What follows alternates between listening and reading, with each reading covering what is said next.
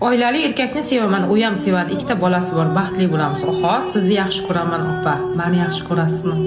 Meni ham ikkita bolam bor. Tasavvur qiling, meni erimni sevasiz. Biz xotinlarning aybimiz taqdirimizga tan berib shu bolaga turmushga chiqqanimiz.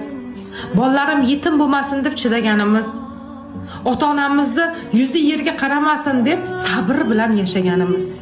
Bizni aybimiz nimada? Balki qizlar siladagi qichig'imiz baland, takoy qizmasdirmiz. Lekin ko'z ochib ko'rganimiz erimiz sabr bilan bir kun erim yaxshi bo'ladi deb yashayapmiz. Bizni o'zingizga dushman bilayotgan o'ynashlar, ikkinchi xotinlar, ozgina bizga ham joningiz achisin. Biz sabrdan yaralganmiz. Xudodan qo'rqing. Oilali erkakni yo'ldan urayotgan paytida bizni dushman demang, shunchaki Xudodan qo'rqing.